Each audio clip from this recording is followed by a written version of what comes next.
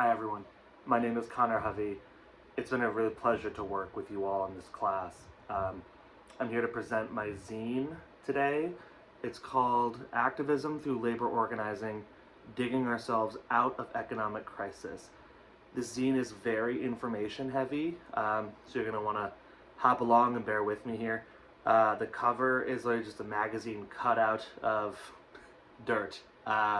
Nothing fancy.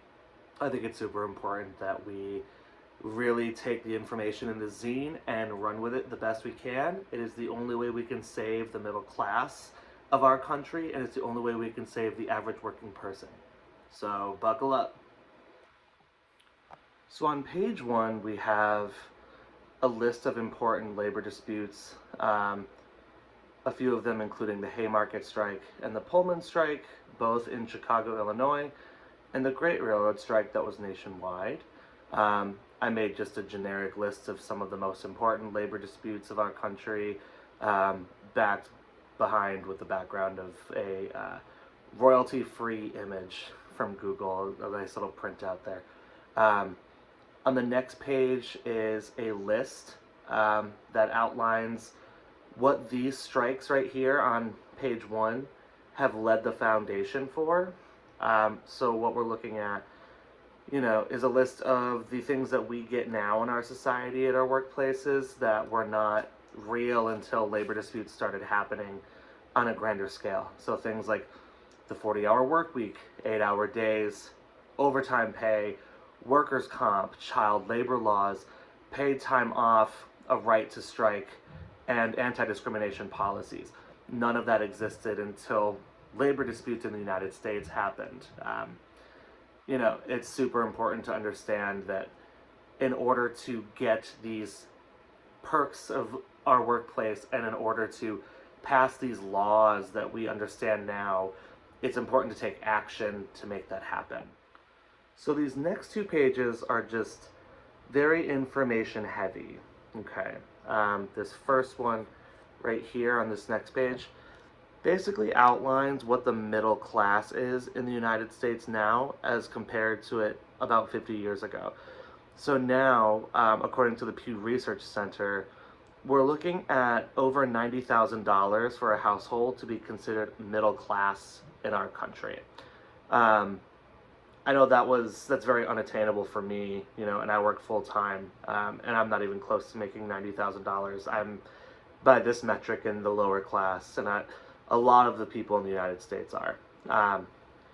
So I also wrote down here just my little inspirational drastic times call for drastic measures, and the drastic measure obviously is organizing your workplace, forming unions, holding your employer's feet to the fire, making sure that you get your fair share.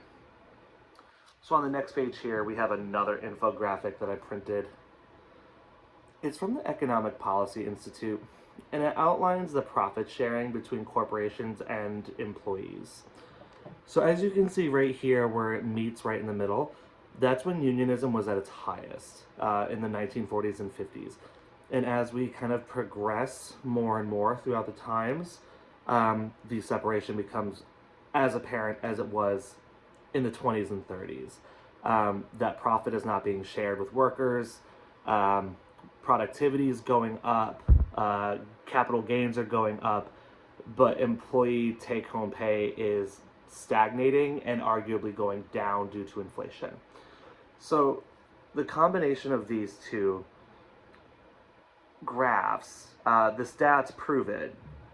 Unions are the answer, and it's time to organize now.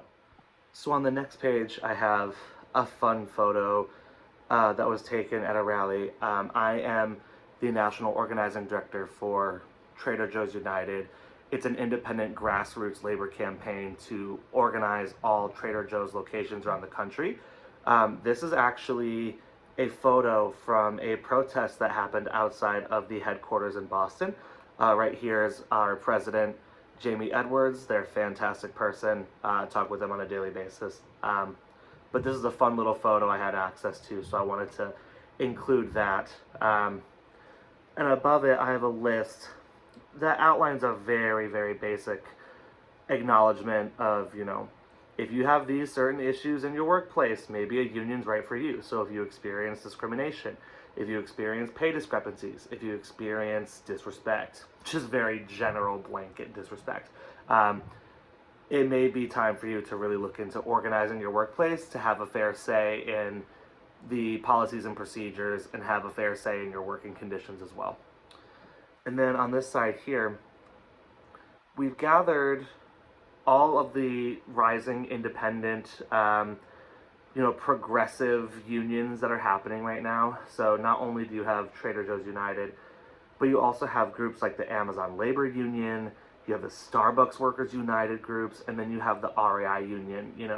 All of these companies claim to be super progressive and liberal, but it becomes very clear that they don't want to give workers any kind of workplace rights, and they don't support unions at their stores because that would give their workers way more, and it kind of tarnishes their progressive image.